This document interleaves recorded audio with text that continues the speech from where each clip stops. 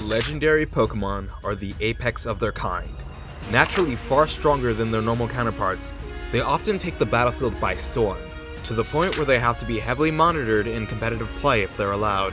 Though that being the case, no one legendary Pokemon can do the work for an entire team of 6, especially when other players have the same resources. That is how balance is achieved. However, legendary machines from Kirby Air Riders are what happens when the devs decide to make legendaries an instant win button. Legendary machines are special machines in Kirby Air Riders, most known for their appearance in the City Trial game mode, that are quite literally machines built to be better than every other machine at specific events. No machine can outglide the Dragoon in its streams, and challenging the Hydra to combat will never, ever end well. The price of this power, however, is unlike any normal machine. You won't find them simply lying around. You must scavenge across the entire map, finding 3 pieces of that specific legendary machine, as well as beating the stars out of anyone else lucky enough to find that legendary machine part before you did. And that is if that legendary machine even decides to show up in the first place. But once you collect all 3 pieces, you will unleash the ultimate machine that will leave your competition in the dust. Or turn your competition into dust, depending on what machine we're talking about. My name is Taxi, and out of curiosity, I want to turn every legendary machine into a legendary Pokemon, to see how powerful they would be if they had Pokemon typings, stats, and abilities. The Dragoon is the most iconic of the legendary machines, primarily because its appearance in the Smash Bros. Series, where it functions as a powerful item that acts pretty similarly to how it operates in Air Riders. Although it doesn't punch opponents quite as hard as Sakurai would have you believe. The Dragoon is the ultimate flying machine, having the greatest lift and flight speed of any machine. For those in the back who are new or unfamiliar with Air Riders, these stats essentially mean that touching the ground is actually optional for the Dragoon. The Dragoon can virtually fly anywhere on the City Trial map, from the tops of buildings to sky islands, and even to that evil and twisted clock genie that I hate. With the Dragoon, anything in the sky is officially yours. But it's not so competent at sharp turns or offense, as its handling and combative stats are notably lacking for a legendary machine. Trust me, I would know.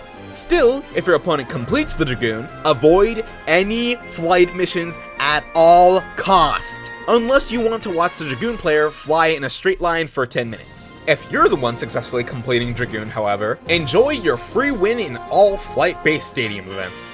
To respect my fellow Dragooners, obviously I'm going to design the legendary Dragoon as a legendary Pokemon. I knew I wanted the Mon to have a giant wingspan to visually represent that it can fly long distances with ease. But that's the thing, its wingspan is kinda its whole deal, and I argued with myself over how I was going to pose the monster if it's just wings. Should it have legs and be a literal bird? Should it not have legs because the machine is noticeably slower on the ground? Or should it even be a bird at all? Although, after some Kirby research, I found myself basing the entire design off of a single quote. This legendary machine rips through the sky like a hot knife through butter. It's been said that this machine resembles a phoenix when it's slicing up the sky at unimaginable top speeds. So to answer that question, yes, I'm making it a bird. I was set on Dragoonmon having the appearance of a rainbow phoenix. Who the heck is Ho-Oh? I also drew inspiration from eagles and falcons because the Dragoon has these distinct talons at the front of the machine. I landed on this very bird-like shape with a huge wingspan and a very bird-like head and beak. Though I did alter the head to be more draconic because of the dragon part of its namesake.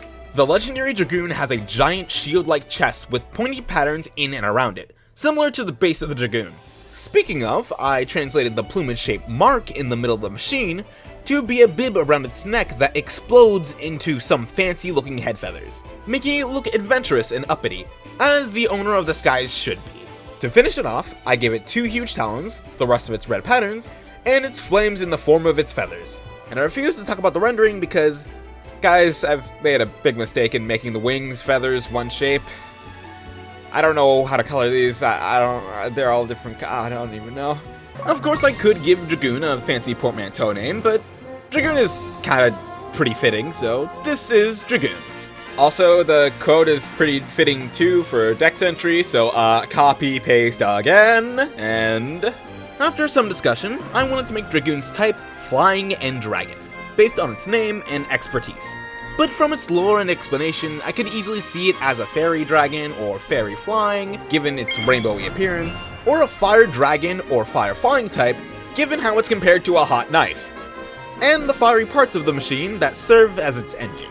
Though the fire type might be more appropriate for another legendary machine down the line.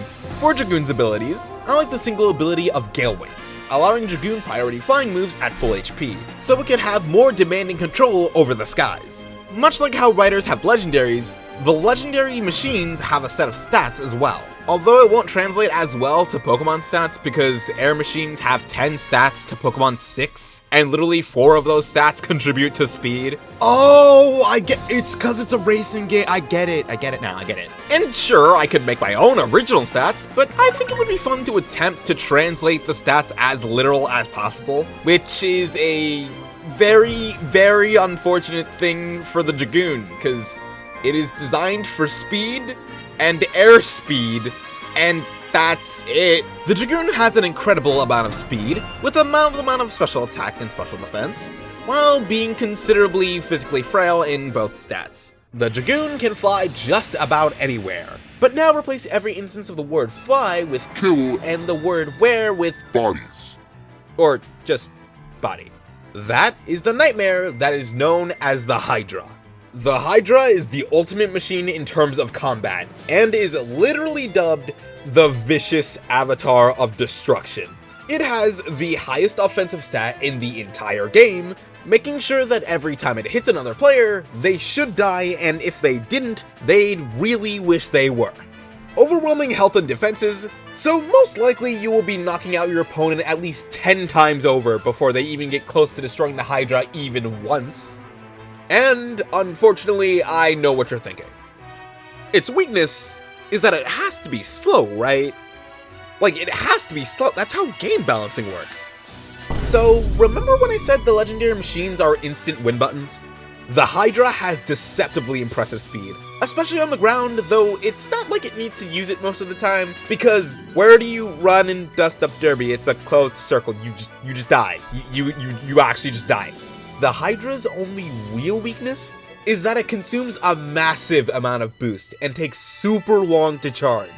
But more often than not, the pros heavily outweigh the cons, because not only will the Hydra completely dominate in all combat-based events, but it can also be a demon in races, maneuver well in collecting events with its weight and turning, and it can even fly. And decently well at that, because it totally needs it. And full transparency, when researching the legendaries for this video, one of the genuine strategies with the Hydra, what Kirby literally says is, yeah, you'll pretty much win any stadium that requires any degree of fighting, or you could go into a stadium that doesn't require fighting, like a race, and kill everyone. And yes, that does count as a win, which is an extremely toxic YouTube montage waiting to happen. Basically, when Hydra's online, you are simply borrowing your health bar, because the Hydra can take it back whenever it wants. Hydra was a good ways easier to turn into a Pokemon, mainly because the vehicle has the appearance of a horned beetle. So, shockers, the legendary will be a bug of some sort. Maybe a beetle, who knows? I gave the beast a horn similar to the original vehicle, and 3 eyes on each side to represent that specific part of the machine, making the Mon look more chaotic. And that was the general vibe I wanted. The Pokemon should look like it could peel you like a potato simply by bumping into you. The effect was usually achieved by adding spikes everywhere. The real problem was I really didn't know what to do with the giant jello cube that surrounded its entire body. It's an iconic part of the machine, so I can't just get rid of it, though I thought this would mean that the jello cube would look natural when I added it to the body. But it looked as natural as that previous sentence sounded. I experimented with making the cube a pyramid instead, but settled on tilting the jello cube upwards, making it triangle-like, while in reality, I was keeping the jello cubey. Finally, I could move on, adapting the ball attachments to the design, transforming them into shoulder pads that make it appear like a chariot with rounded fins and mandibles on the face. For the colors, the Hydra is drenched in green, so I added a dab of color with explosive yellow and blue patterns, referencing the flames spouting from the machine when it boosts. The Hydra, For sure, I want to make Hydra a dragon type, so it's a cohesive counterpart to Dragoon, and considering this machine is quite literally built for combat, I have to make it a fighting type. Though the Hydra could also be bug and fighting, because bro literally comes out of the burrow like a beetle, or even ground fighting. Because this is the more ground-prone machine, and bro literally comes out of its burrow like it's from the ground. I settled on Dragon and Fighting because I wanted to have a shared typing with Dragoon, and it's world-renowned for hitting things really hard. For abilities, I wanted to base it on the boost mechanic of the Hydra, by making the Hydra's speed incredibly low, even though its in-game stats say otherwise. As a trade-off, however, it has the ability Speed Boost, so it has the ultimate potential to be a speed demon after a couple turns. And also, it was secretly balancing, because now we see the flaw in my system, because according to my rules, Hydra should have a Cure and Black amount of attack, a Cure and Black amount of defense, a Cure and Black amount of HP, and a Cure and Black amount of speed. Also, it does everything better than the Dragoon. But hopefully the boost gimmick will be enough to hold it back, at least for a couple of turns. I know the game was technically released last year, and I will try to keep spoilers light, but this is the official spoiler line. So, you know, if you care about that stuff. Ooh, spoilers. Gigantus is the most deadly machine in the entire game. It's the final boss of the regular story mode turned player character. And as a player character, it's somehow stronger.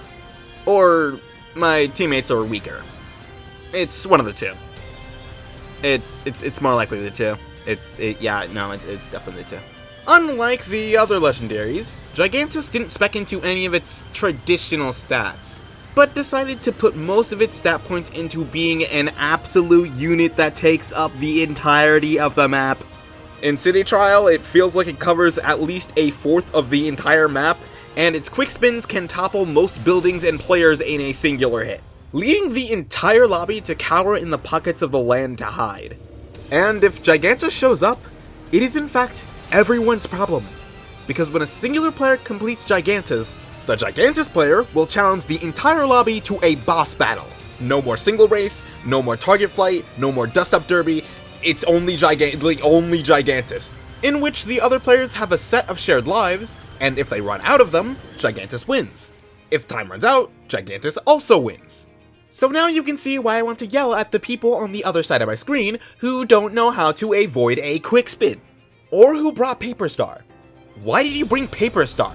And if the Gigantus player even vaguely knows what they're doing, aka the gameplay where you just flick your stick around and everyone dies, Gigantus will tear through every player in the game and inevitably end up with a damage score of 9,999. Fun. Ruining the games of everyone else in that lobby. Although, personally, I don't think that's my fault, because I'm not naming any names, but I didn't get 0 points. Actually, I got like the second amount of highest points, and I didn't die a single time, so, yeah. I'm just saying that I have a pulse. Gigantus was by far the hardest to translate into a Pokemon. It's huge and extremely intricate. For reference, it's like designing a car. But if a car was the size of a football field, and had a football field times amount of more parts. Not to mention, I'm supposed to make this a living creature that's strong, but friendly looking. At least to some degree. Gigantus is living, but it's designed to be a walking disaster on wheels more than a character, based on some of the world's largest vehicles. Needless to say, I have never drawn a vehicle before. Yeah, I don't understand how Gigantus is built structure-wise even a little bit. In fact, this Pokemon was so hard for me to design that I went through 6 variations, one of which I colored, and I'm not using that one. It's alright, it just doesn't have the same hulking, intimidating energy that the original has. And I didn't know how each body part fit together, even though I'd spent a lot of time making the design. I wanted to give the Pokemon a hint of bugginess, because Gigantus in the story mode of Riders acts like a hive mind, semi-responsible for the creation of all air raid machines, and having the ability to call them at will. Or against its will if we're being super specific. So I attempted to base its form off of a generic spider with a giant nest on its back. Its body is huge, lumbering, and slouched over with its many tired eyes. Even though it was rebuilt as a world-ending catastrophe. which led me to give Gigantus the spidery arms that prop its body upwards, softly mimicking the treads it uses to move around, and are covered in spikes to appear like bone. Skeletons are a big motif for this Pokemon, mainly because the machine is quite old, and again, world-ending catastrophe built by a space genie bent on destroying the planet. It's a very long story, dude. The rest of the details I added, though, were more faithful. I added the red structure on its back as a robotic nest in a similar place, a side platform that takes place of its right arm, covered in more ribs. You see, it's like a cage. It's like a symbolism and stuff, you know.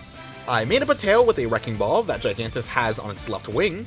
In the end, it's covered in glowing red bulbs that give the impression of spidery eyes, while the rest of the body is either bright yellow or dull gray. For Gigantus' typing, I'm locking in Dark and Steel. Dark because, again, world-ending catastrophe, I'd say that's pretty evil in a vacuum.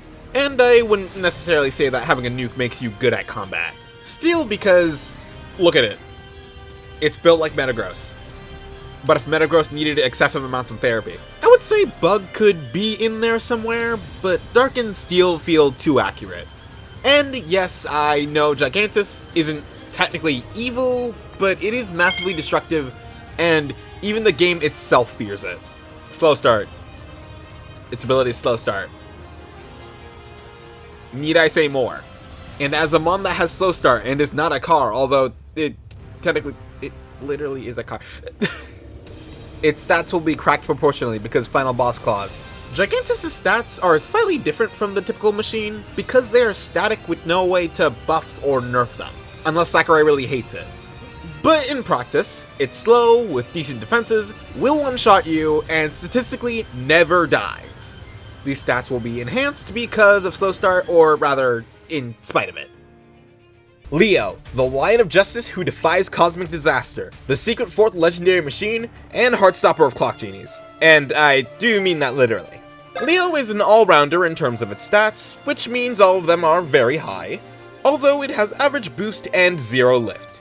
It's a mid-weight machine with the second highest attack in the game, only behind, well, the obvious. But to separate its stats from the Hydra, Sakurai gave Leo the most I paid $5.99 for this character moveset I've ever seen in a kart racer, which unfortunately draws many horrific parallels. It can automatically attack enemies like the Vampire Star. It can jump over obstacles and crash down with a powerful landing hitbox like the Hop Star. It can immediately stop in its tracks, making it the most potent damage dealer, gourmet racer, button rusher, or whatever have you. And it leaves a trail of fire behind wherever it goes, so you can't get a speed boost from following its star trail, unlike every other machine. Unless you want to take massive burn damage. Also, just kidding, it actually doesn't have a star trail in general, so you're just taking massive burn damage. Leo plays an entirely different game from everyone else. To balance this, the legendary has a couple of weaknesses. I don't know how to say this, but Leo can't fly. Yeah, I know, it's very surprising. This might be a timely reference to the fact that lions don't have the proportional body wingspan ratio to achieve lift and fly, unless it's in a cutscene. Leo can fly in one cutscene, although that's in space, so I don't really think that counts. Speaking of, Leo does have good flight speed, so technically you can try to pull off a skill jump in a flight-based stadium like Target Flight, but it feels more like playing darts than actually flying. Its other big weakness is that, as a fire lion, oh yeah, by the way, that's literal fire, it's weak to water. It will never be destroyed due to water, but it will constantly lose health. So basically, never take it to wave flow waterways, much less the Hoenn region. It will have the worst time imaginable. But if you avoid these types of stages in City Trial, it's basically a guaranteed win for the Leo. The Leo to Pokemon pipeline was ridiculously easy. A fiery lion in Pokemon is not a new concept in the slightest, or in media in general, but that's an argument for another day. All I really had to do was simplify some of Leo's details and exaggerate its proportions. I don't draw animals, especially cats, all too often, so I struggled a bit with getting the face just right. But I was way more focused on Leo having this huge chest to give him a dominant appearance. Though it would be slightly covered by Leo's two puffy manes, I balanced it out by enlarging the lion's paws. And of course, I'd have to end off with freestyling some of the rock patterns, making them a little sharper than usual. My goal was to give Leo the silhouette of a meteor, although after finishing up the design, the posing and some of the details were a little too plain to pull that off. Although I did want to avoid covering up the chest, I opted for a more downwards pose with more spread out forelegs. Why did I write that? I redrew the mane to be less fluffy and make way for the scarf, and I freestyled some more rocks around the mane to draw more attention to them. Colors are the same, by the way, with some slight variations. Leo. Leo's typing will be fire and fighting. Okay, I know how it looks. Hear me out first. But really, the first typing is obvious because, look at it. It's not even like symbolic fire. I thought it was symbolic fire. It's not. It's straight up weak to Hoenn. And it's fighting as a type that references justice. Also, second highest attack in the game. Although I would be fine subbing out fighting with rock, dragon, or psychic. Rock's for the stones on his body, but I felt that was a little less important than Leo's attack and justice stuff. Dragon would match the typing of the other machines, but it wouldn't be weak to water anymore, so it wouldn't be as fun. And Psychic for its affinity in space and how it can easily maneuver around obstacles. For its ability, let's give it Defiant. For how it's introduced at the very end of the story, I will not say any more than that. And, like the original Leo, Leo the Pokemon is an all-rounder with slightly less defenses and with a high speed and attack stat. Well, that's every legendary machine, as of now, turned into a legendary Pokemon. I've been working on these pokes since the beginning of January, so I hope these 4 turned out well. And if you think they have, I make video game-based art videos as often as I can while mixing it up with different series and stuff. Although they do take a little bit sometimes, hopefully they last longer that way though. So if you are interested in that, I would appreciate it if you stuck around for a bit and subscribed, liked, belled even, so you can keep up with whatever I do next. I'm like super close to 2K and it would really help out. Anyways, I'll see ya.